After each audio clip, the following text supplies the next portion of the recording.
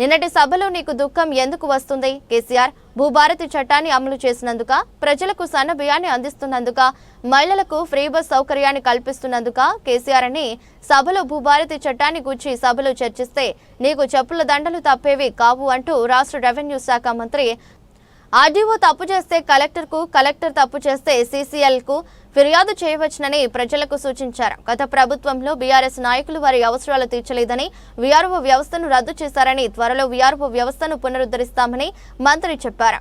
అదేవిధంగా అధికారులు రైతులు కార్యాలయాల చుట్టూ తిప్పకుండా వారి సమస్యలు పరిష్కరించాలని చెప్పారు.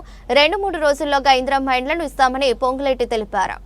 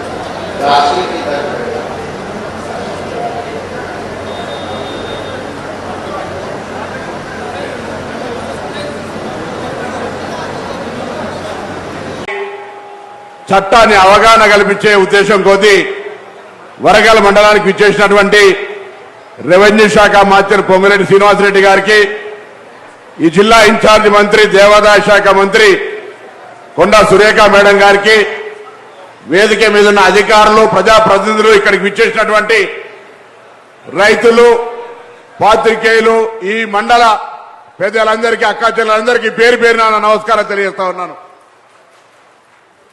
భూమి అంటే విశ్వాసం, భూమి అంటే ఒక గౌరవం.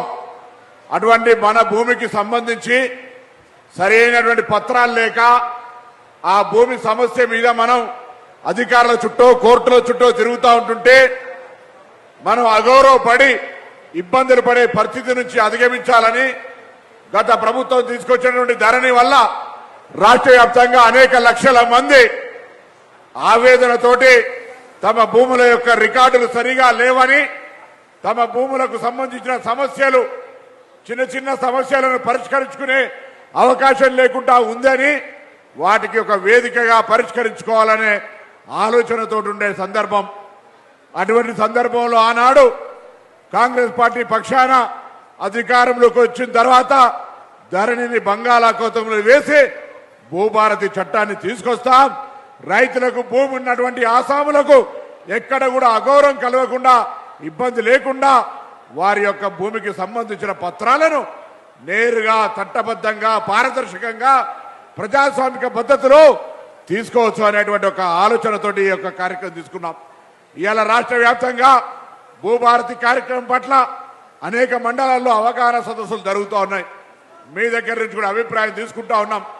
ఈ సందర్భంగా ఒక మాట చెప్తా ఉన్నా, తెలంగాణ వ్యాప్తంగా గత 10 సంవత్సరాలుగా ప్రభుత్వానికి సంబంధించి ఎక్కడెక్కడైతే ప్రభుత్వ భూములను కబ్జాలు చేసుకొని అమ్ముకొని దేవాలయ భూములు, వక్ఫ్ ఆస్తులను, బంజారా భూములను, ఆస్తులను అమ్ముకున్నటువంటి వాళ్ళందరికీ నేను ఈ సందర్భంగా విజ్ఞప్తి చేస్తా ఉన్నా, మీకు ఎక్కడ సమాచారం తెలిసినా వెంటనే ప్రభుత్వ అధికారుల దృష్టికి తీసుకురండి.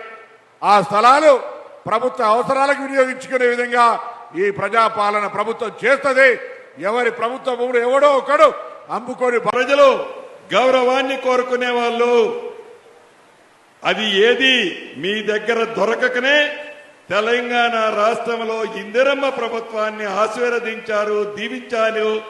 దాన్ని జీర్ణించుకోలేక మీ ఉద్యోగం పోయిందని మీకు దుఃఖం వస్తే, ముసలి కన్నీరు కారిస్తే ప్రజలు నమ్మరని మీరు ఎలా అనుకుంటున్నారు అని కూడా ఈ వేదిక ద్వారా వారికి, వారి నియోజకవర్గం నుంచే తెలియజేస్తున్నాను. చివరగా ఈ భూభారతి ఒక అద్భుతమైన చట్టాన్ని చేయటమే కాకుండా ఈ చట్టానికి నియమ నిబంధనలు కూడా ఏర్పాటు చేశాము. పైలట్ మోడల్లో 4 జిల్లాల్లో 4 మండలాల్లో ప్రతి రెవెన్యూ మండలంలో ప్రతి రెవెన్యూ గ్రామానికి ఎంఆర్ఓ స్థాయి అధికారులు వారి టీముతో వెళ్తున్నారు. ఈ 30వ తారీఖుతో ఆ 4 మండలాల్లోని అన్ని రెవెన్యూ గ్రామాల్లో ఉన్న సమస్యలన్నిటినీ పరిష్కరించే దిశగా అధికారులు పనిచేస్తున్నారు. వాటితో పాటు మిగిలిన రాష్ట్రంలో ఉండే 29 జిల్లాలలో ప్రతి మండలంలో జిల్లా కలెక్టర్లు ఇదే విధంగా అవగాహన సదస్సు ఈ భూభారతి 2025 మీద పెట్టారు. వచ్చే నెల 2వ తారీఖు 3వ తారీఖు నుంచి ప్రతి జిల్లాలో ఒక మండలాన్ని పైలట్ మండలంగా తీసుకొని ప్రతి రెవెన్యూ గ్రామానికి ఆ మండలంలో ఉన్న అన్ని గ్రామాలకి ఎంఆర్ఓ వారి టీము మీ దగ్గరకు వస్తారు. మీరు ఏ ఆఫీసు చుట్టూ తిరగనవసరం లేదు, ఏ కోర్టుకి వెళ్ళనవసరం లేదు. ఎంఆర్ఓ స్థాయి అధికారి తప్పు చేస్తే ఆర్డీఓ గారికి కానీ అడిషనల్ కలెక్టర్ గారు కానీ మీరు కంప్లైంట్ చేయొచ్చు. ఆర్డీఓ గారు తప్పు చేస్తే అడిషనల్ కలెక్టర్ గారికి తెలియచేయొచ్చు. అడిషనల్ కలెక్టర్ గారు తప్పు చేస్తే కలెక్టర్ గారు తర్వాత సిసిఎల్ఐకి మీరు కంప్లైంట్ చేయొచ్చు. కలెక్టర్ గారు కంప్లైంట్ చేస్తే సిసిఎల్ఐ కానీ స్పెషల్ ట్రిబ్యునల్స్ పెడుతున్నాము, స్పెషల్ ట్రిబ్యునల్స్ కూడా వెళ్ళొచ్చు. కోర్టుకు వెళ్లాల్సిన అవసరం లేదు. సాదా బైనామాలు పరిష్కరించేది ఈ చట్టంలో పెట్టాము. మనిషికి ఆధార్ ఎలా ఉందో భూదారుని కూడా రాబోయే రోజుల్లో మీకు ఇవ్వబోతున్నాము. ప్రతి రైతన్నకి ఒక ఖాతా ఇస్తాము. ఆ ఖాతా నెంబరే మీ భూదారు నెంబరు. మరి ప్రచారానికి వచ్చినప్పుడు అప్పుడు ఒకటే మాట చెప్పాము. గత 4 ఏళ్లుగా మీరు ధరణి వచ్చిన తర్వాత పడుతున్న ఇబ్బందులు బాధలు మరి అవన్నీ చూసి ఎంతో మంది రైతులు ఆత్మహత్యలు చేసుకున్నటువంటి సంఘటనలు చూసి ఆ రోజు మన ముఖ్యమంత్రి గారు రేవంత్ రెడ్డి గారు మరి ఆలోచన చేసి మేనిఫెస్టోలో మా ప్రభుత్వం వస్తే ధరణిని బంగాళాఖాతంలో కలుపుతాము, రైతులకు అన్యాయం జరిగిన వాళ్ళందరికీ కూడా న్యాయం చేస్తామనేటువంటి మాట చెప్పారు. ఆ మాటకు కట్టుబడి ఈరోజు భూభారతి పేరిట మరి ఒక యాక్ట్ తీసుకొచ్చే యాక్ట్ ద్వారా అన్యాయమైన రైతులందరికీ కూడా న్యాయం చేయాలన్నదే ఒక లక్ష్యంగా ఈరోజు అవగాహన సదస్సులు ఏర్పాటు చేసుకుంటూ వెళ్తా ఉన్నాము. ఇప్పటికే మండలానికి ఒక గ్రామాన్ని పైలట్ ప్రాజెక్ట్ కింద తీసుకొని దాంట్లో మరి వాళ్లకు పాస్ పుస్తకాలు ఇచ్చే కార్యక్రమం కూడా చేయడం జరిగింది.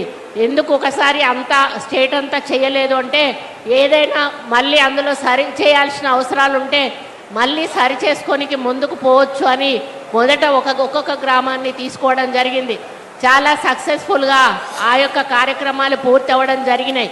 మరి ఇప్పుడు మాట్లాడిన రైతులు చాలా సమస్యలు చెప్పారు. ఇది ఒక్కటే కాదండి సమస్య, ఒక 100 సమస్యలు ఉన్నాయి. 100ల సమస్యలు ఈరోజు ధరణిలో ఉన్నాయి. మరి దేశం వదిలిపెట్టి పారిపోయి 30-40 ఏళ్ల క్రితం అమెరికాలో సెటిల్ అయిన వాళ్ళు మళ్ళా తిరిగి వచ్చి వాళ్ళ పేరు మీద ఉన్నటువంటి పట్టా భూములను కోట్లాది రూపాయలకు అమ్ముకొని వెళ్ళిపోయినటువంటి సంఘటనలు ఉన్నాయి. ఆ రోజు ఇందిరమ్మ మరి పేదలకు పంచినటువంటి భూములు ఏమైతే అసైన్మెంట్ ల్యాండ్స్ ఏవైతే ఉన్నాయో వాటిని కూడా ప్రభుత్వ భూముల్లో కలుపుకొని వాళ్ళ పేరిట బీఆర్ఎస్ నాయకుల పేరిట చేసుకున్న సందర్భాలు ఉన్నాయి.